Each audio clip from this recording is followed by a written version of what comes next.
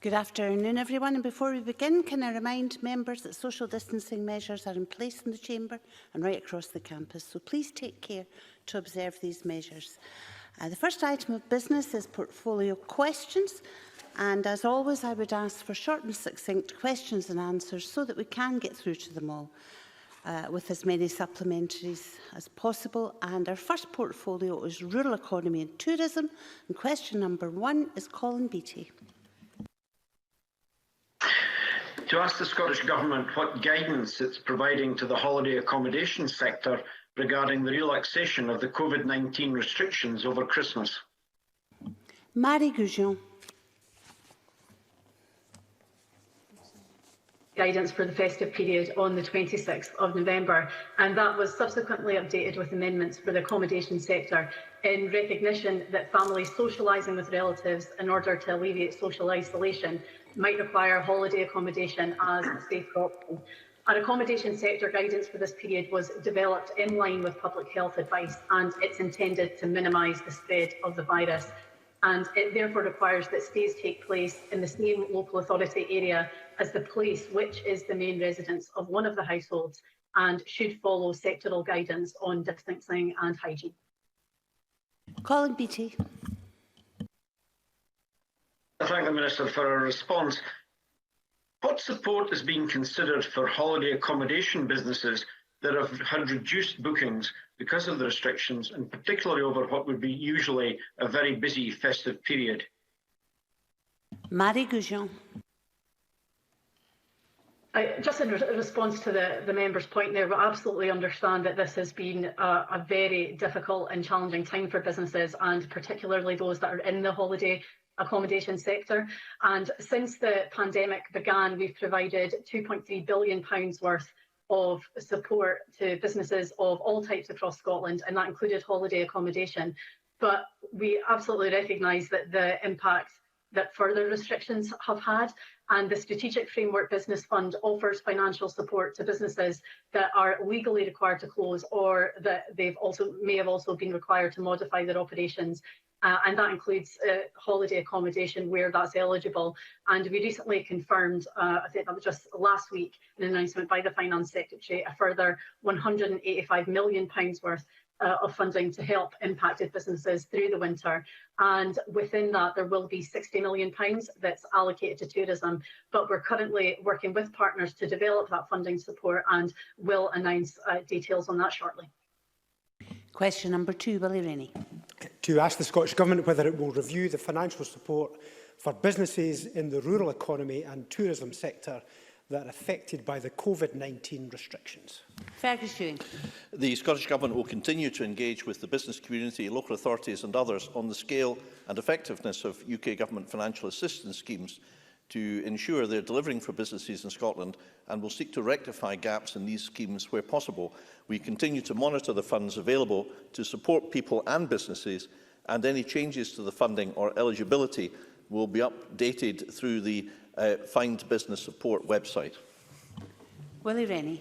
I want to thank the Cabinet Secretary for engaging with me and with others on the development of these new funds for tourism. I was particularly pleased around self-catering and travel agents, including golf tourism businesses. But the clock is ticking for these companies. Many are on the edge of going under. When will he be publishing the guidance? When will the applications be accepted? And will there be more funds for larger businesses, or will it be a flat rate? Fergus Ewing. Well, there's, I think, 3 questions there. On the 9th of December, Kate Forbes announced a further package of £185 million, and she at the same time indicated that in respect of tourism specifically, an additional £60 million will be provided, details of which are being developed in consultation with the industry and will be announced shortly.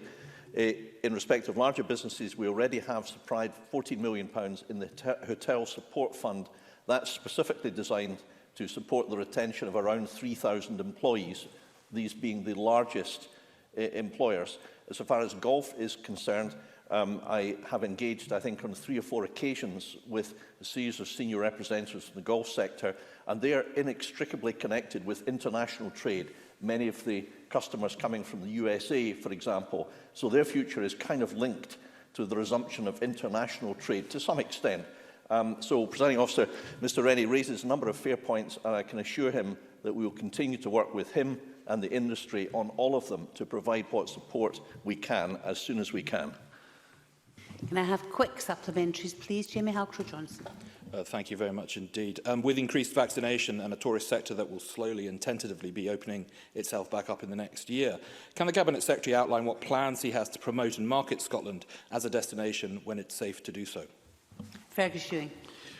Well, we Visit Scotland have indeed worked up several marketing plans, and I think the member whom I welcome to his new responsibilities will appreciate that the right time for marketing is really once the restrictions are clear. There's no point in marketing now when people can't actually have a holiday.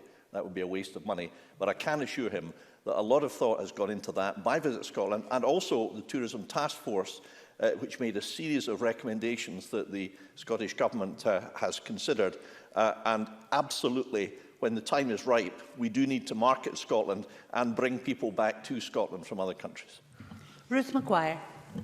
Can the Cabinet Secretary outline what support the Scottish Government is making available to wholesale food and drink producers who've seen a significant proportion of their business affected by tourism venues being forced to close or limit trading due to the pandemic? Fergus Ewing.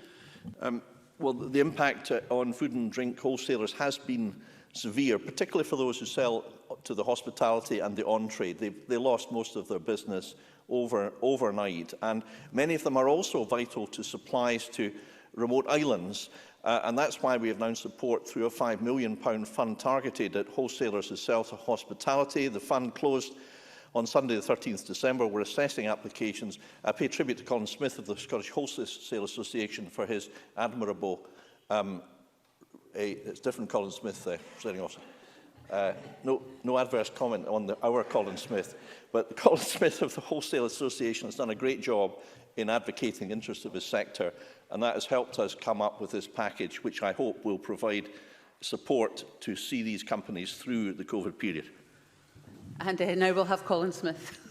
Thank you, President Officer. On the subject of advocating on behalf of the sectors, can I ask the Cabinet Secretary, though, the point about the timescale is really important. It's several weeks since the Government announced expansions to, for example, the discretionary funds at local authorities, and obviously the welcome announcement last week on support for coach firms, for example. But these businesses really are struggling at the moment, and I'd like to know when exactly they will begin to see some of those funds arriving with those businesses. Fergus Ewing. Well, our Colin Smith, if I could continue the nomenclature, Presiding Officer, raises a very fair point, and the timing is of the essence. So, to be serious, we are determined to get funding, all the funding from the various packages out as quickly as possible. Plainly, these things have to be administered carefully to avoid inappropriate payments, but local authorities are doing a power of work to assist us in that respect, and I can assure Mr Smith that this is something that we discuss and deal with considerably, including Ms Forbes and I had a discussion about this very topic just this morning. Question number 3, Jackie Bailey. To ask the Scottish Government what support it is provided for hotels during the COVID-19 pandemic. Fergus Ewing. Hotels across Scotland have been severely impacted, which is why we established a dedicated hotel support programme with £14 million of dedicated funding. In addition, some hotels have had 100% rates relief and access to grants for both closed and impacted businesses. So I want to assure Ms Bailey and all members we're doing all we can to support hotels with the resources that we have. Jackie Bailey. The Cabinet Secretary will know that the hotel support programme was vastly oversubscribed, and there are many hotels in my constituency and across Scotland who haven't received any support whatsoever, and they are really struggling. And whilst the £2,000 and £3,000 grants announced are most welcome, this doesn't even begin to touch the sides of the issues that hotels are facing. So can I ask the Cabinet Secretary what more he can do to help before these hotels go to the wall? Fergus Ewing. Well, the Hotel Fund was designed, Presiding Officer, to help support the retention of around 3,000 jobs, and it was designed for those hotels with the largest payrolls of, I think, a minimum of 50 overall. But Ms Bailey is correct that many hotels face enormous pressures. She and I have discussed the plight of hotels in her constituency on numerous occasions. I'm extremely sympathetic to that. The one-off payments will assist in January to help hotels deal with the difficult time of year. These will be £2,000 or £3,000 depending upon rateable value. In addition, further support of over £60 million will be provided to the tourism sector, details of which are being developed with representatives of the various segments of business, and I hope to make an announcement about the details of that, Ms Bailey, as soon as possible. Supplementary from David Torrance. Thank you, President Officer. Can the Cabinet Secretary outline what discussions it has having with the sector about further support? Fergus Ewing. The discussions take place almost all the time. On Monday, we had detailed discussions with some of Scotland's leading chefs. This morning, I had discussions with leading tourism voices in Aberdeen. I'm in regular discussion with Mark Crothall of the STA, with Fiona Campbell of the Association of Self-Catering, with Stephen Montgomery in respect of the hospitality side, with Wildland, with Sail Scotland. These discussions take place because we need to work as closely as possible with business in order to ensure that the support we provide is the most effective and done in the most effective way without unintended consequences. And I'm very grateful to all of the business representatives who freely give their time to help us with this essential task. Question number 4, Annie Wells. Thank you, Presiding Officer. To ask the Scottish Government for its response to NFU Scotland's call for less favoured area support scheme payments 2020 to be fully reinstated to 2018 rates. Fergus Ewing. As I've set out on numerous occasions, I'm determined to ensure the level of support for those farming in our upland and most challenging areas should be effectively maintained. I can reassure farmers and crofters that while the rules mean that we cannot reinstate LFAS payments to 2018 levels for 2020, eligible recipients will receive additional payments to maintain or improve their financial position. Annie Wells. You have been Excuse me, Miss Wells.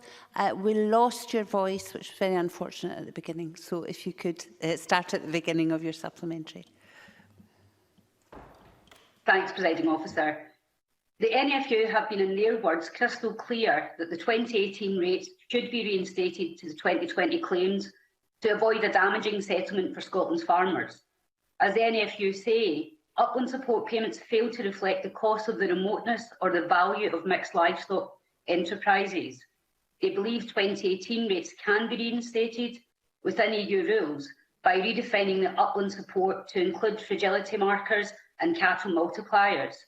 So will the Cabinet Secretary listen to the NFU and change his position to support Scottish farmers? Fergus Ewing. I listen to the NFUS almost all the time. We engage with them frequently. We have maintained the level of support to hill farmers this year. Those payments for 2020 will be made early next year. In addition to that, Presiding Officer, I've also indicated that for 2021, the following year, LFAS will go back to 100%, go back to the full rate. That announcement was very well received by the NFUS, and I believe they're entirely in support of that, and we're working with them on the long-term future of LFAS. But hill farmers' income is essential, and it will be maintained. And frankly, although I wasn't aware of Annie Wells' Glasgow constituency acute interest in hill farming, nonetheless, could I just say that it beggars belief for the Tories to lecture us about funding for farmers when the UK government is cutting the money that we're going to get till 2025 by £170 million. So I think a little less sermonising would be appropriate.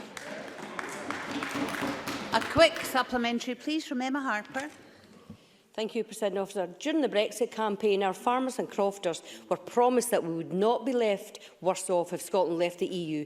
Can the Cabinet Secretary just reaffirm how much our farmers stand to lose over the next 5 years as a result of the Tory government's handling of Brexit? Fergus Ewing. Well, nobody in this chamber has a Scooby about what's going to happen in the next few days about Brexit. And the real tragedy about this is that, we have been arguing the case for Scotland's farmers for the last 4 years. And, for example, our hill farmers' sale of lamb, if they lose the European market, they will lose a very substantial proportion of their income, and that will require a compensation scheme of a very substantial amount of money. So they will risk losing markets. We know that they're already facing cuts by the Tories of 170 million, a complete breach of promises made to persuade people to vote for Brexit in the first place. If they hadn't made those promises, one wonders actually if we'd be facing Brexit at all. Question number 5, Sarah Boyack. To ask the Scottish Government, in light of its importance to the tourist industry, what additional support it plans to provide to the hospitality sector. Fergus Ewing. We've provided significant support to the hospitality sector since the start of the pandemic, including 100% rates relief and grants for both closed and impacted businesses at various intervals across the different periods of disruption, and our overall business support package exceeds £2.3 billion. We're doing what we can with the powers at our disposal and continue to look at ways further to help the sector with available resources. We've announced a further £185 million to help impacted businesses through the winter and are developing details of this with industry, including the hospitality sector. But the UK Government must also recognise the challenges faced by the hospitality sector and make additional resources available to help them survive and to protect jobs. Sarah Boyack. Thank you, Cabinet Secretary. One of my constituents said that it broke his heart that he had to let over 10 of his staff go, as 3/4 of his income is from after 6 p.m. Many Edinburgh businesses are now closed and on their knees, so when will support actually be available to those hospitality businesses and their staff? And is the Cabinet Secretary aware that small hospitality businesses are particularly anxious that they'll not survive and that they'll lose out? Fergus Ewing. Yes, I think the member raises very fair points, and I'm acutely aware of all these points, and I discuss them day and daily with a number of businesses, as I've already alluded to. The financial support is being made available under the schemes as it can be administered, and we have already announced through Kate Forbes, my colleague, £185 million worth of support. She mentions the 6 p.m. closure, which is applicable, and that prevents evening meals being provided in most cases. Obviously, the restrictions require to be in place now, but the hospitality sector is very clear that the two biggest asks that they have is that the 6 p.m. finish is extended a bit, and secondly, that some alcohol, a modest amount of alcohol, could be served with meals. Those, I think, are the two biggest requests. They cannot be met now. We have just to face reality. That is that. If we did that now, we would see a resurgence, as has happened elsewhere. But we are working on contingencies to look at allowing perhaps restrictions, if the evidence permits, as soon as we can. But first of all, we have to tackle the virus in order to get to the position where we can consider lifting or easing the restrictions. Can I have a quick supplementary, please, from Beatrice Wishart? Thank you, Presiding Officer. What advice can the Cabinet Secretary provide on any possible further funding support for small B&Bs and guest houses that do not pay non-domestic rates? Fergus Ewing. Yes, I am aware that B&Bs and guest houses do require support. Indeed, earlier in the lockdown period, I advocated and secured that some support was made available to them. There are a number of complex issues, including those that didn't have business bank accounts, for example, and we had to seek to circumvent those matters. But I can assure the member that active consideration has been given to how best we can further support B&Bs and guest houses. They deserve it, they work hard, they scrupulously maintain their properties for their guests, and they deserve our support. Question number 6, Kenneth Gibson. Ask the Scottish Government what it considers the potential economic impact will be on rural and island economies of rewilding measures. Marie Goujon. Rewilding can refer to a wide range of different actions, including native tree planting, peatland restoration, or the reintroduction of large carnivore species. So that range of actions can also have a range of impacts, and we wouldn't want to support actions that could be implemented at the expense of or threaten the livelihoods of farmers or crofters. and the jobs and businesses which already exist in rural and island communities, and which might undermine the place of people at the heart of the rural and island landscapes of Scotland. But we have to recognise the links between environmental, social and economic considerations to support our rural and island communities. And we believe that the potential positive economic impacts that might result from some rewilding actions in relation to habitat establishment and management can also be achieved by other measures and activity, which can also help to keep people on the land. Kenneth Gibson. I thank the Minister for that answer. Post-Brexit and as a replacement for the Common Agricultural Policy, has the UK Government discussed with Scottish ministers the level of financial support they will provide to assist with making agriculture more environmentally sustainable, or a timescale for its transformation? Marie Goujon. There's quite a simple response to this one, and that no, they haven't. And the first that we actually knew that they were cutting Scotland's funding allocation, as the Cabinet Secretary stated in a previous response, by £170 million, was in communication to Scottish Government officials. So that then left ministers from all the devolved administrations to follow that up with correspondence. And this has also been a matter that the Cabinet Secretary has continued to pursue with the Secretary of State, George Eustice, and as something which is also having a massive impact on the other devolved administrations. So while it's for Scottish ministers to decide the level of financial support that will be distributed and for what purposes in Scotland, the Cabinet Secretary has already made clear that the period of 2021 to 2024 will be a period of stability and some simplification, and as well as piloting some of the new approaches. And that's going to be vitally important as we face the imminent uncertainty of EU exit. And quite simply, what the UK Government has to do now is deliver the replacement of EU funding that they promised to our farmers and our crofters. Question number 7, Joanne Lamont. Thank you very much. To ask the Scottish Government how it will support the recovery of the tourism sector in Glasgow in light of the impact of the COVID-19 pandemic. Fergus Ewing. Glasgow is a city rich in culture and history, and I look forward to encouraging the return of people from all over the world to enjoy its many attractions.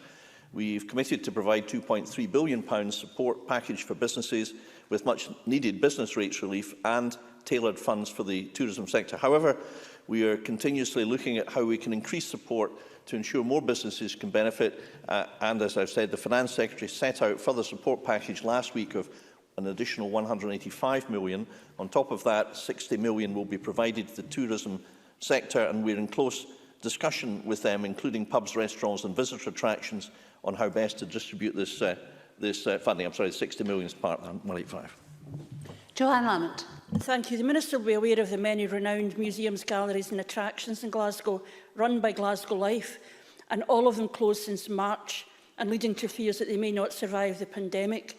Does the Minister agree that these venues run international quality cultural and sporting events and that they are pivotal to the tourism sector in Glasgow and critical to the Scottish economy? What response does the Cabinet Secretary have to the demand agreed by Glasgow City Council last week that Glasgow needs clarity and improved funding from the Scottish Government to ensure that these venues can survive and thrive and play its role in the Scottish economy? Fergus Ewing. Well, much sympathy with the points the member makes. Some of the matters that she has raised do not fall within my particular portfolio responsibility, but we're all part of a team. This is all part of the jigsaw of tourism and hospitality. It covers the establishments that Joanne Lamont has mentioned, and therefore we are very sympathetic to the case for reasonable support to be provided.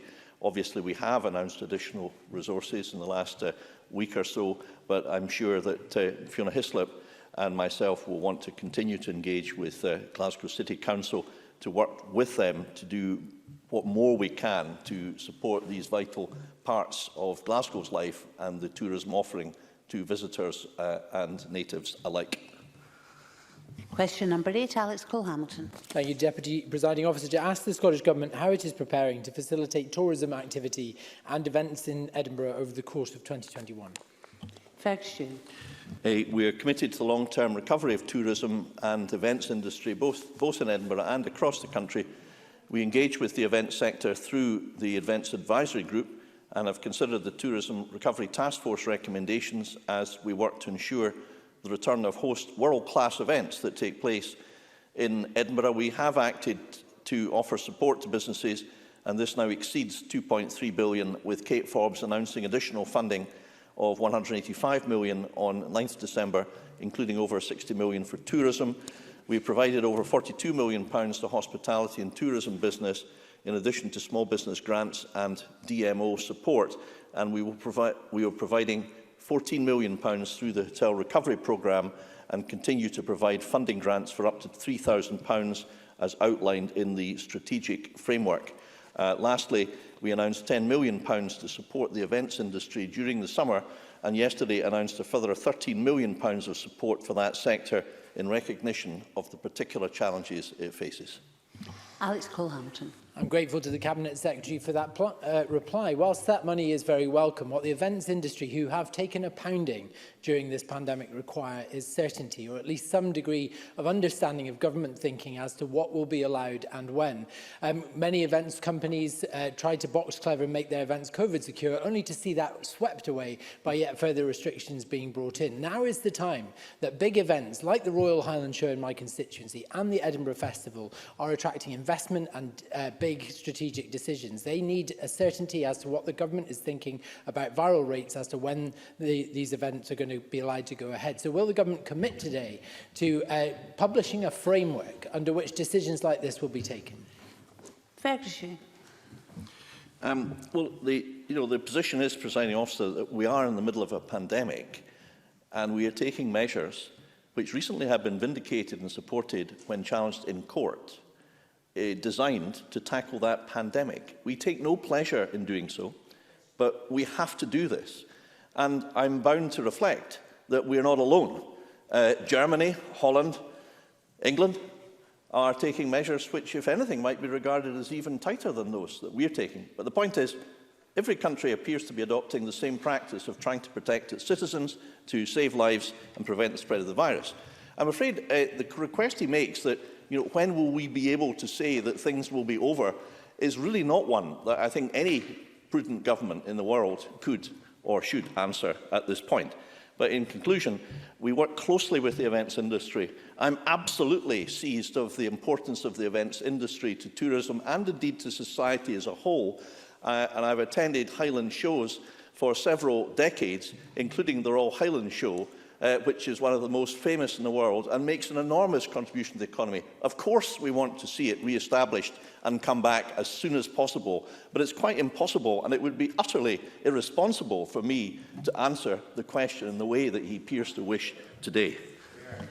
That concludes portfolio questions in rural economy and tourism, and we'll move on to justice and the law officers. And can I just say to members that if I do request a short question, it's usually as a courtesy to let someone in.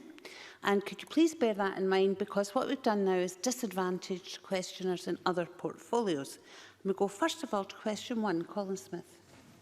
Thank you, Presiding Officer. To ask the Scottish Government what its response is to the decision to hold jury trials for Dumfries and Sheriff and Stranraer Sheriff Courts in Ayr.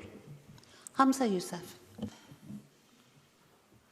I know that Mr Smith has already received correspondence from the Chief Executive of the Scottish Courts and Tribunal Service outlining the operational reasons for this decision. I will also respond to Mr Smith and to a letter that he has written to me on the very same issue. It is, of course, the Lord President who is responsible for the making and maintaining arrangements for securing the efficient disposal of business in the Scottish Courts. We must, however, be clear that Scottish Courts and Tribunal Service is not operating any business as usual scenario. And difficult decisions are, of course, necessary in order to ensure our criminal justice system continues to operate. Scottish Courts and Tribunal Service have worked with the judiciary, with the legal profession, third sector victims organisations, and many other stakeholders to take forward the remote jury centre model. This is an innovative and complex technical solution which can't be replicated in every court in the country. For Sheriff Court cases, SCTS has contracted to provide a network of centres right across Scotland, linked to a smaller number of courts. To minimise travel, SCTS have confirmed that jurors will only be cited from the area where the jury is located, and that witnesses can give evidence remotely if agreed by the Crown, Defence and the Court. Colin Smith. Thank you, President Officer. The reality is, Cabinet Secretary, this will increase travel for people. For example, solicitors will have to travel, in some cases, 200 miles daily round trip. And to propose a solution that moves and asks people to travel from a level 1 area, Dumfries and Galloway, into what was a level 4 area at the time this announcement was made in Ayr, really is the height of irresponsibility. So I'd appeal to the Cabinet Secretary to, even at this late stage, intervene to find a more local solution. And at the very least, can he give a guarantee that in the long term this will not be the solution and that all current sheriff and jury work will return to Dumfries and Stranraer Sheriff Courts from Ayr? Hamza Yousaf. Can I thank Colin Smith for his response to my answer, and also say to him that we are listening very carefully to what he has to say. It is an issue that I have raised already with Scottish Courts and Tribunal Service. Give him the short answer: yes, of course, we will keep these decisions under review. He will know that travel for purposes of a jury trial out of a level 3 and 4 area is permitted under the regulations, but he is right. We would try to minimise that, and that's why I can give him an absolute assurance that jurors will only be cited from Ayr, so there shouldn't be any jurors having to travel from Dumfries. And also, if with the agreement of the Crown, Defence and indeed the Sheriff, if they can have agreement and where appropriate, evidence can be heard remotely from Dumfries Sheriff Court. Notwithstanding all of that, I hear Colin Smith loud and clear, and I will continue to engage with the Scottish Courts and Tribunal Service on this very issue. Question number 2, Maurice Corrie. Thank you, Deputy Presiding Officer. To ask the Scottish Government how it is responding to the issues of offenders having no home to return to when they are released from prison. Hamza Yousaf. At this time of year, especially, it's worth emphasising that tackling homelessness remains a national priority. The experience of the coronavirus response has shown us that we can and must accelerate our ambitions to end homelessness and rough sleeping. The government is working closely with all councils to make sure that people providing homelessness are provided accommodation. We've allocated £32.5 million out of the £50 million Ending Homelessness Together Fund to local authorities for that purpose. Of course, you will be aware, Maurice Corrie will be aware, that local authorities have a legal duty to offer advice, assistance and temporary accommodation to anyone leaving prison without accommodation. Of course, they would do that for any member of the public. The Scottish Prison Service, local government and housing organisations work to the Shore standards, which set out best practice for how prisons and housing services can work together to support people's housing needs on release from prison. Maurice Corrie. I thank the Cabinet Secretary for his response. Nevertheless, the latest prison population statistics show that the number of prisoners arriving in prison with no fixed abode rose from 4.4% in 2010-11 to 7.5% in 2019-20.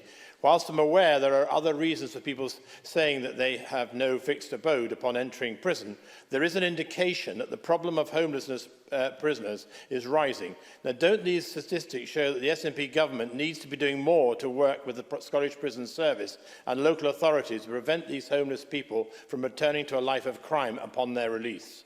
Hamza Yousaf.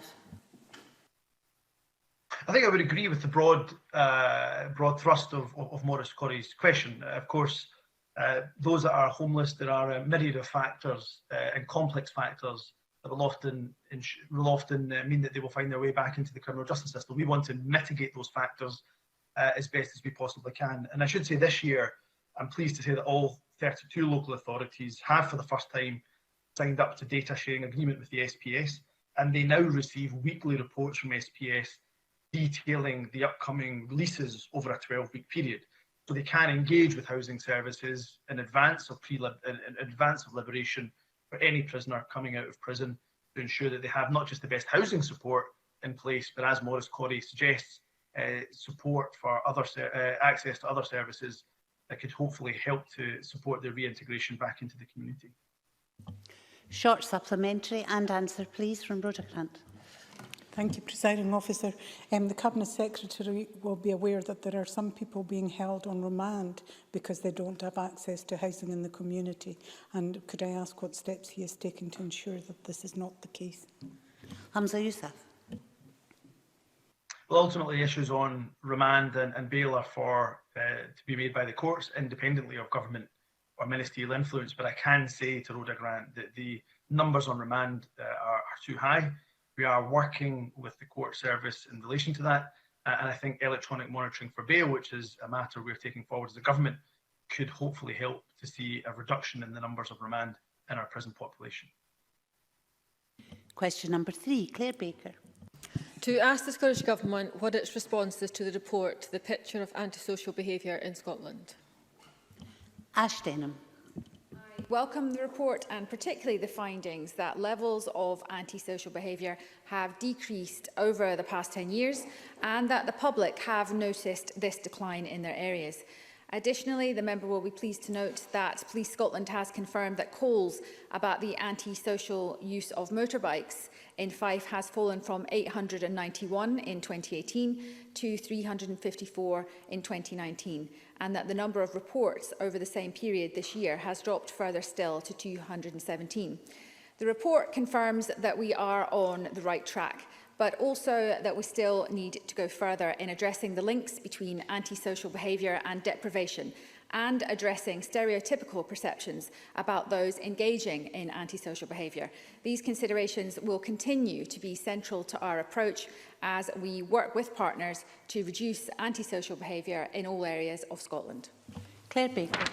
Thank you. I do recognise the important contribution of the Scottish Community Safety Network, but I was disappointed not to see a direct reference to antisocial behaviour on motorbikes, as the Minister has mentioned my interest in it. And this would appear to be the way in which the behavioural charges are being recorded.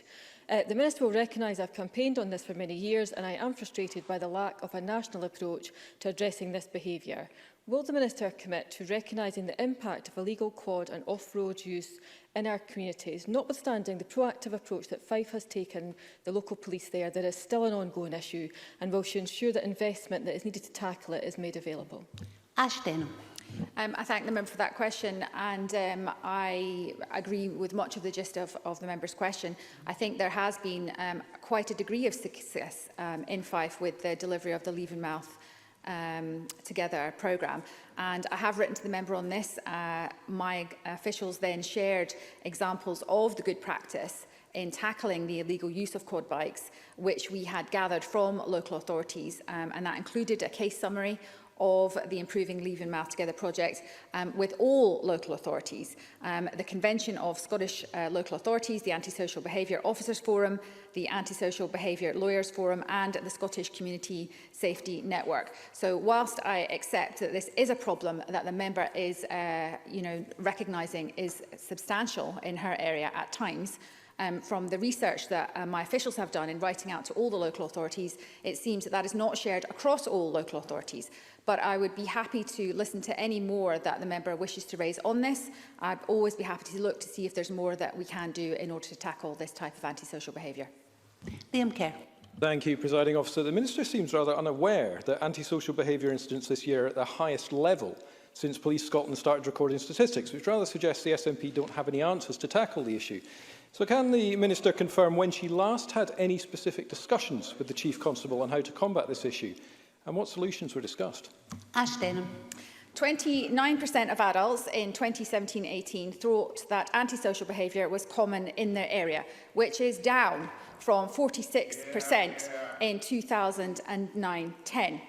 So the Antisocial Behaviour Act of 2004 provides a wide range of measures for dealing with all forms of antisocial behaviour, and our national strategy is based on prevention, early intervention and diversionary activities. So we believe that the range of powers are already available to authorities to allow them to deal effectively with antisocial behaviour, regardless of the circumstances that it appears in. But the Scottish Government has not been approached by either Police Scotland, local authorities or court services seeking changes to legislation in relation to this issue. However, if approaches were made to me, I can confirm to the member that I would be very happy to look at the evidence for making any changes that are necessary.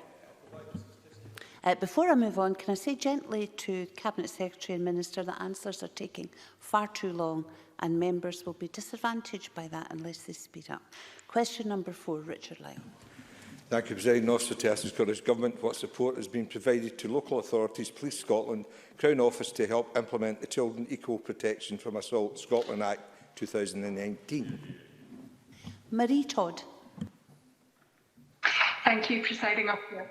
The Convention of Scottish Local Authorities, Police Scotland and the Crown Office and Procurator Fiscal Service are all members of the implementation group formed by the Scottish Government to consider what would be needed to implement this Act. The Scottish Government wrote to all local authorities before the Act came fully into force. And the Lord Advocate, who exercises his role as head of the system of investigation and prosecution of crime entirely independently of government, has issued guidelines to the Chief Constable on reporting of assaults on children and has issued guidance for prosecutors. And Police Scotland have rolled out training for police officers in line with the Lord Advocate's guidance. Richard Lyhill. Can I thank the Minister for that reply? Can I ask what advertising has been done through other agencies to reinforce this bill's intention to the wider public? Marie Todd. So, thank you, Presiding Officer. As members will be aware, the intention of this Act is to provide children with the same legal protection from assault as adults. We've created a package of resources which explain that intention and shared them widely with stakeholders and published them on the Scottish Government website so that anyone can use them. We've also published content on Parent Club, which is aimed at parents and carers. And that covers positive parenting and the support that's available generally, as well as the Act in particular. And during this year, with all the challenges that the pandemic has thrown up, Parent Club has become a very valued resource for parents. So I'm pleased that there's a dedicated page there for this Act. We've also sent a letter and framework document on the Act to various delivery bodies, including local authorities, social work colleagues and the NHS. And these documents set out the intentions behind the Act. And their distribution across a wide variety of organisations helps to ensure a common approach to implementation. With regard to question number 5, Claudia Beamish has been in touch and the question is not being put. So question number 6, Finlay Carson. To ask the Scottish Government what support it is providing to the court system to allow criminal jury trials to proceed during the COVID-19 pandemic. Hamza Yousaf. The Scottish Government has agreed an additional £15 million to develop court technology and to enable Scottish courts and tribunal service to set up remote jury centres to increase trial capacity, to reduce delays in cases coming to trial. This has already helped the Scottish Courts and Tribunal Service restore pre-COVID capacity in the High Court and resume Sheriff Court jury trials with pre-COVID capacity anticipated to be restored by around about February. Finlay Carson. I thank the Cabinet Secretary for that response. Well, whilst we're all aware that normally we'd be in the midst of the pantomime season, I'd like to ask the Justice Secretary why he's playing Scrooge and refusing to release the estimated £40,000, which would allow criminal jury trials to be staged in Stranraer instead of forcing lawyers to travel to a higher COVID-19 tier level in Ayr and potentially putting their health and those of other constituents at risk in Dumfries and Galloway. Will the Cabinet Secretary agree to review these worrying plans? But if trials do move to Ayr, can he commit right now that jury trials will return to Dumfries and Stranraer as soon as possible when safe to do so? Hamza Yousaf. Well, I would suggest to Finlay Carson he may want to be careful in his language. He is effectively making an accusation. The Lord President is ultimately Lord President, Scottish Courts and Tribunal Service that are ultimately responsible for the operationalisation of sheriff and jury trials. So to describe Lord President as Scrooge, I think is extraordinarily unfortunate for Finlay Carson, and he may just want to reflect on that. In terms of the substance of his question, of course, Dumfries could not be viewed in isolation. If there was a solution that he suggests for Dumfries, we'd have to look at that for other courts right across the country. So if it was a matter of £40,000, of course the government would provide £40,000. That wouldn't be the issue. There are broader issues to have to explore in this particular case. What I'd also say to Finlay Carson, similar to what I said to Colin Smith, is that once sheriff and jury trials are up and running, then of course this position continues to remain under review, as Scottish Courts and Tribunal Service have told me, and of course I'll continue to have that engagement with SCTS, which he is also welcome to have, but he should acknowledge and have the good grace to acknowledge this is an innovative solution that is going to help us to reduce the backlog in the longer term. Question number 7, Alex Rowley. Presiding Officer, to ask the Scottish Government what recent action it has taken to address any staff shortages in prisons. Hamza Yousaf. Well, I'm pleased to report that SPS currently has a vacancy rate of only 1% of prison officers. That equates to 31 vacancies. These vacancies will be filled through a scheduled intake of 62 prison officers in February 2021. Turnover amongst prison officers in Scotland has remained low. Workforce planning activity is carried out in anticipation of future needs. Our prisons remain stable, they remain safe, they remain well run, and that's very much down to the unwavering dedication and commitment of the staff who've kept and will continue to keep our prisons safe during what is an incredibly challenging time. Alex Rowley. Well, I'm pleased that the progress has been made in terms of recruitment, but I have raised with the Justice Secretary before the issue of the amount of pressure and workload pressure that staff are under. The figures that I've looked at for last week was that 10% of the total workforce was off sick. As I say, workload and stress clearly contributes to that. We had then 85 people that were off with COVID-related illnesses. So my question is really, are we monitoring all the staff? Are we looking at the sickness levels? Are we looking at the levels of pressure that staff are under in order that we're putting in resources? I keep hearing other ministers talk about the amount of money that's going into different areas, rightly to support businesses, but are we putting enough support into our prisons? And is there a plan for a rollout of testing of all prison staff and prisoners, given the close confinity of what they're working under? Hamza Yousaf. So there's a number of questions asked there, and I'll try to respond as quickly as I can, Presiding Officer. So yes, to additional funding, we provided the Scottish Prison Service with an additional £50 million of funding this financial year. I'm not sure there was a particular financial ask from Alex Rowley of the Labour Party in that regard, but I'm pleased that we've provided that additional funding. In terms of staff absences, during the peak of the pandemic, almost a quarter of prison staff were absent. That number has gone down to less than 10%, and in fact, less than 2% is COVID related. So we continue to have discussions with not just the prison service, but also with the Prison Officers Association about how we can help to reduce that number of staff absence even further. You may know that the prison staff got exceptional payments during this pandemic, which of course has also helped in relation to keeping absences low and helping to boost morale, as well as a very generous, I would say, pay offer to prison officers agreed last year, certainly generous in comparison to the similar pay offer that were given in England and Wales. Question number 8, Bill Bowman.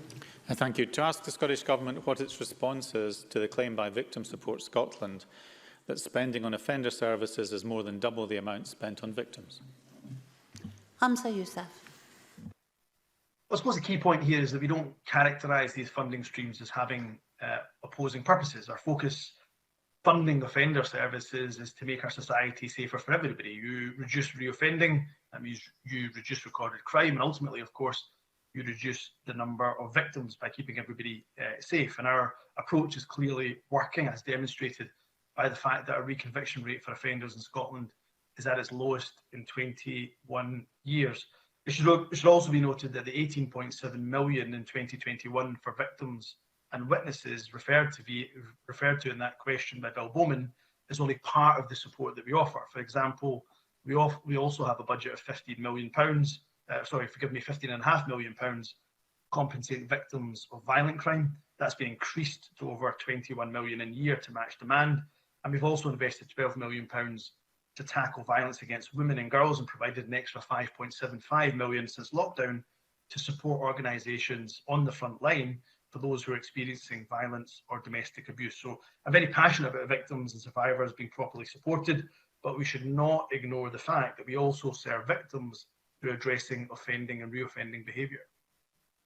Bill Bowman. I thank the Cabinet Secretary for that answer on the sort of tenuous link between offenders and victims. But Victim Support Scotland say 40.8 million is being spent on offender services this year, and it's increased 10 times more than help for victims and witnesses in the past 2 years. So despite the warm words from the SNP on delivering Michelle's law, can the Cabinet Secretary really claim the government is working in victims' interests? Hamza Youssef. Yes, I can. And look, I don't expect necessarily the member to have a nuanced grip on this issue, but you know, I have to say, to not think that there's a link between reducing reoffending and victims is exceptionally poor and misses the point entirely. In fact, if you plough money into both victim services, which is what we're doing, but also reducing reoffending, then ultimately what you have is less crime, which means less victims of crime. Now, that is our policy moving forward. We'll continue to do that. It's obviously paying dividends with the reduction in the reconviction rate, with the reductions in crime we've seen over the decade, particularly in violent crime. So under the SNP, we are seeing results, which is not a choice between hard and soft justice, but an approach that has been characterised as smart justice, which is evidence-based, and as I was saying, is leading to a reduction in the number of victims, which I am delighted about. That concludes portfolio questions on justice and the law officers, and we will now move on to Constitution, Europe and External Affairs. And question number 1 is from Miles Briggs. Thank you, Deputy Presiding Officer. To ask the Scottish Government what progress it has made in promoting fair trade awareness across the public sector. Jenny Gilruth. The achievement of fair trade nation status for Scotland, first in February 2013 and then again in March 2017, signals to the world that Scotland takes an active leadership role in challenging global poverty and recognising the dignity and rights of producers through a commitment to fairness in international trading. The Scottish Fair Trade Forum has received core funding from the Scottish Government since 2007 and takes forward our work on fair trade. The Forum continues to engage across the public sector with local authorities, schools, universities and colleges and other public bodies to raise knowledge, awareness and purchasing of fair trade goods. Miles Briggs. I thank the Minister for that answer. I've always believed that you should practice what you preach. So can the Minister outline where the Scottish Government has directly invested in the promotion of fair trade and directly awarded fair trade contracts? Because when I asked Spice this question, they were unable to locate any details that relate to the promotion of fair trade by the Scottish Government and no direct awards by the Scottish Government to fair trade companies. Jenny Gilruth. I thank Miles Briggs for that question. So in terms of our work directly with Fair Trade, we co-fund the Fair Trade Forum, as I mentioned. The Forum we conducted a report and a review into the Forum's work in February of this year, and he will be aware that through the International Development Review, we are also looking at the work of the Forum. The Forum has reflected on its work as a result of the pandemic, and some of the things they've been working with have first of all been to contact all public sector bodies to gauge current procurement of fair trade, which is something Miles Briggs mentioned in his question. Secondly, they're working with the Development Education Centres to support CPD sessions for teachers about fair trade and global citizenship. And they also hosted a webinar informing fair trade campaigners on fair trade products in the public sector and encouraging them to evaluate their local public bodies' fair trade statement. Question number 2, Neil Finlay. What action it is taking to increase democratic engagement? Graham Day. Did you hear that all right Yes. yesterday? You did. Graham Day. Presiding Officer, over the course of this parliamentary term, we've extended the electoral franchise to give everyone who lives in Scotland and who has leave to remain the right to vote. We put in place the Access to Elected Office Fund for disabled candidates for both local and national elections. We've also modernised the annual canvass to make it easier for voters to engage and ensure that all 14-year-olds can pre-register ahead of voting age as attainers. The Scottish Elections Coronavirus Bill, currently before Parliament, seeks to ensure that the next election can go ahead safely in the context of COVID-19, and we intend to ensure that people are fully informed about the voting options available to them, including voting in person, by post or by proxy. Neil Finlay. Elections, voting and referendums are all very important. If there is ever to be another referendum in Scotland's future, does the Minister agree that a multi-option referendum would increase democratic engagement and prevent voters from being forced to choose between two bad options, namely the unsustainable status quo and the undesirable Growth Commission? Graham Day. Well, Presiding Officer, like many unionists in this chamber, really, Mr Finlay needs to let go his constitutional obsession. I'm glad that he's so keen on an upcoming independence referendum. But I have to say to him, right now, right at this minute, this government is focused on COVID-19 and dealing with the horrendous fallouts of Brexit, and he might want to do that himself. Question number 3, David Stewart. Thank you, Presiding Officer, to ask the Scottish Government whether it provide an update on its preparations for the end of the Brexit transition period. Michael Russell. The Presiding Officer, as I outlined in my statement to Parliament last week, the Scottish Government is doing all it can to mitigate the impact of leaving the transition period. We have put in place a comprehensive set of resilience arrangements to manage our response to the challenges we face. We're trying to increase access to funds where required. I gave as examples a £100 million package of measures to support citizens, communities in the third sector, a £5 million fund to help Scottish wholesale food and drink businesses. And we're also, of course, working with other administrations to ensure critical supplies such as medicines can reach the UK mainland without interruption. Whilst we're doing what we can, I would ask for members to recall what I've said regularly: we simply cannot avert every negative consequence of Brexit. David Stewart. Thank you. Thank the Cabinet Secretary for his very comprehensive answer. Does the Cabinet Secretary share my regret that Scottish students stand to lose access to the EU's Erasmus exchange programme from next year? Erasmus allows students to study in Europe with over 4,000 participating institutions. Would the Cabinet Secretary share my view that the Tory Brexit deal is not oven ready, but rather half-baked? Michael Russell. Thank David Stewart for that remark. I know David Stewart's been a strong supporter of Erasmus, and of course its origins lie in the work of many people, including Winnie Ewing. I have to say that it is shocking if, as reported, Erasmus will not go ahead and the UK will not participate in it. There are very mixed messages on this, and I would ask the UK to make it clearer. No substitute will do, and indeed both the Welsh and the Scottish administrations have asked to go forward with Erasmus even if the UK doesn't. I understand it has not even been raised by the UK with the EU. Supplementary from Alistair Allen. The UK Government has announced that Northern Ireland will receive an extra £400 million to address the impacts of Brexit on trade. Can the Cabinet Secretary advise whether the Scottish Government has received any similar commitment from the UK Government that funding will be provided to mitigate the impacts of Brexit in Scotland? Michael Russell.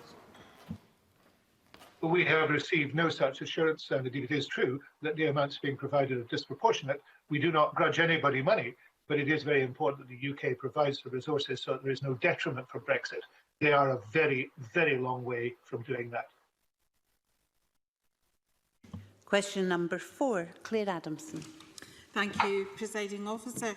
To ask the Scottish Government how it anticipates the UK Internal Market Bill will affect Scotland's education system.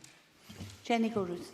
Presiding Officer, I refer members to a register of interest as a member of the General Teaching Council for Scotland. As introduced, the bill would have forced Scotland to accept professional standards in teaching that would not meet our regulatory requirements after considerable pressure, not least from organisations like the General Teaching Council for Scotland, as well as from Scottish Government. The UK Government backed down and has conceded an exemption to the bill for school teaching. However, the bill does take spending powers to Westminster in devolved areas, bypassing devolved administrations, including in educational and training activities and exchanges. Claire Adamson. Thank you for the answer, Minister. The bill threatens to alienate our international allies and hamstring devolved policy and governance to the whims of an increasingly desperate Tory administration that just seems to treat Scotland with contempt. Endless uncertainties persist, as mentioned already, around the Erasmus Plus programme, and the Minister has highlighted the concerns of the General Teaching Council, which thankfully have now been alleviated. But can the Minister outline what her understanding is of what might happen to Horizon funding and research funding going forward? Jenny Gilruth. In terms of Horizon funding and Erasmus Plus, we have consistently asked the UK Government that Scotland remains in part of that system. The Welsh Government has similarly made those representations. Unfortunately, they have fallen on deaf ears. The UK Government have advised that they are seeking to participate in select elements of Erasmus on a time-limited basis. That position appears to conflict with the EU stance on no cherry-picking, and the outcome of the negotiations remain, of course, as we all know, uncertain. So if the UK Government fails to associate with Erasmus Plus, for example, they intend to roll out on a UK-wide replacement scheme Any replacement scheme must respect, of course, devolution, replace any lost EU funding in full and provide full support to all those who currently benefit from our participation in those schemes. Question number 5, Michelle Ballantyne. Thank you. To ask the Scottish Government what its position is on which post-Brexit trading arrangements between the UK and the EU would be best for Scotland. Michael Russell.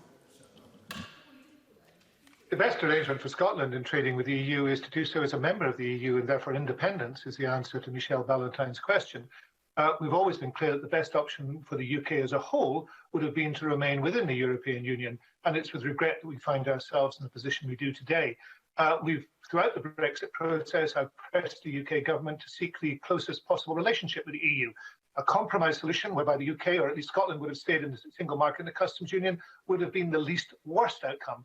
Unfortunately, the Prime Minister has been set on the hardest of Brexits, with only the most minimalistic of free trade arrangements still possible. Nonetheless, we continue to urge the UK government to avert disaster. Michelle Ballantyne. Okay, well, thank you for that answer, but the reality is the democratic decision to resign the UK's membership of the EU was supported by over 1 million Scottish voters, and we did officially leave the EU in January of this year. So can I ask the Cabinet Secretary, does he want a trade deal that returns control of our territorial fishing waters and gives us sovereignty over supporting jobs in Scotland, or is he encouraging SNP MPs to vote against any deal that is placed before Parliament in the last days that are available and by default supports an end to the transition period with a no deal in place? Michael Russell. The number of people who voted for non-Brexit parties to the Scottish Parliament in 2016 was far greater than those people who voted for Brexit parties. I'm sorry that the extremists seem to have taken over. Her former party, should I say, she has even become even more extreme than the extremists. But what I am arguing for is a fair deal for Scotland. What I'm arguing for is what Scotland voted for. The members of the Scottish Parliament are elected by Scottish voters. They are responsible to Scottish voters, and they should speak up for Scottish voters. I'm sorry that Michelle Ballantyne finds herself unable to do so. Supplementary from Anas Sarwar. Thank you, Deputy Presiding Officer. The Cabinet Secretary are in full agreement. The best thing for trade would not be Tory Brexit chaos and would actually be alignment with the customs union and the single market, if indeed having Brexit at all. But at the same time, does the Cabinet Secretary recognise that whilst we want to celebrate and take part in the EU single market, we've also got to recognise the importance of the UK single market, which is of 4 times the value to Scotland than the EU market? Michael Russell. Well, I know the member is new to his portfolio, but there is no such thing as the UK single market. There is an internal market within the EU, but a single market is a very specialised definition, and I don't think anybody would accept that that exists within these islands. Unless, of course, the member is proposing the end of devolution. I suppose one could enforce a unitary market in those circumstances, but I'm not sure that Mr. Sarwar would insist upon that. Question number 6, Ian Gray. To ask the Scottish Government what assessment it has made of how leaving the EU will impact on East Lothian. Jenny Gilruth. The economic and social impacts of Brexit will be felt across all regions of the Scottish economy. We know these impacts will be greatest under a no-deal Brexit, which of course remains a very real possibility. Scottish Government modelling indicates that such a scenario could result in Scottish economic output being 8.5% lower by 2030 compared to EU membership. In the short term, areas such as manufacturing, agriculture and fishing are likely to be hit hardest as trade barriers emerge. Regional employment data indicates that employment in these areas in East Lothian is in line with the Scottish average. Ian Gray. Well, I do understand that the impact of leaving the EU is one that the Minister will deeply regret, as I do too. Nonetheless, there are many businesses in my constituency who face that prospect now and really do need practical advice and actual assistance specific to their sector, but also to East Lothian. And I wonder if the Minister could say what is being provided or where they can find that support. Jenny Gilruth. I thank you, Gray, for that question. He's right to be concerned about the impact of Brexit on his constituency. Like Scotland as a whole, of course, East Lothian voted overwhelmingly to remain in the 2016 referendum. We're doing everything that we can to support business readiness. In Scotland, this includes wide outreach to companies most likely to be affected by the changes, contingency preparations for the end of the transition period at the end of this year, and signposting to UK Government information and resources. For example, the Building Resilience Steering Group is providing strategic leadership and coordination across our enterprise agencies to ensure effective delivery of the joint Brexit and COVID-19 response for our Scottish businesses. Now, I'm aware we're short for time today, Presiding Officer, so I'm happy to give Ian Gray a written note of the other detail that I have in terms of business support that is available for his constituency. Thank you. Question number 7, David Torrance. Thank you, Presiding Officer. To ask the Scottish Government what impact it considers the UK Internal Market Bill will have in Scotland on food standards, environmental standards and public health policies such as minimum unit pricing. Michael Russell. Presiding Officer, the Internal Market Bill represents the biggest threat to the evolution Parliament's ever faced, and the changes finally announced last night do not go nearly far enough to ameliorate the damage it will cause. That's why we've indicated in the last hour that we fully support the legal move announced by the Welsh Government this afternoon. We'll not only stand alongside them in this, we'll also support them in any future action once they have a response to the legal and constitutional points they are making to the UK Government. The bill would force Scotland and Wales to accept goods and services from other parts of the UK, whether they met the standards set by their parliaments or not. Stakeholders have made very clear this would lead to a lowering of standards and have a damaging effect on businesses and consumers. It would undermine the Parliament's ability to uphold the highest environmental and food standards as the member reserves.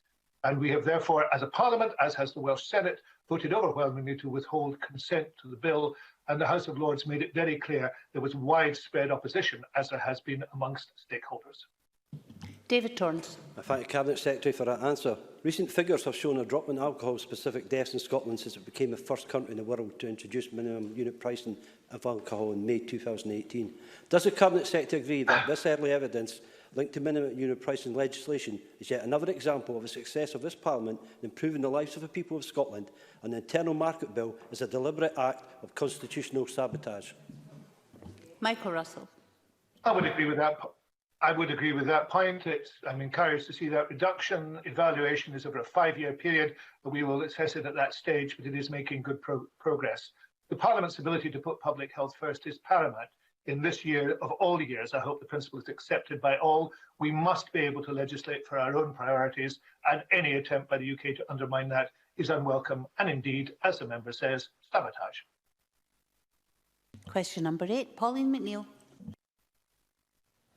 To ask the Scottish Government what impact it anticipates the end of the Brexit transition period could have on delays to the delivery of vaccines. Michael Russell. Presiding Officer, the UK Government's Vaccines Task Force has been planning to ensure the continuity of the UK from 1st of January 2021. This includes a £77 million freight contract to help ensure the smooth flow of Category 1 goods, including vaccines.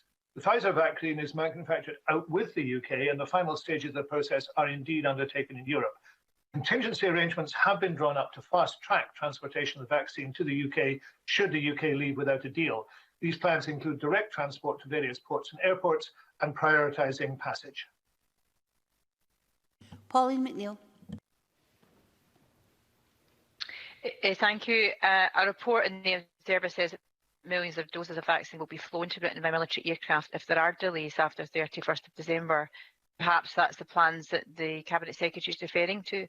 But I also wonder if the Cabinet Secretary could confirm whether the UK Government has kept the Scottish Government apprised of all the contingency plans, but also any knock-on effects that there might be for Scotland's ability to access the vaccine.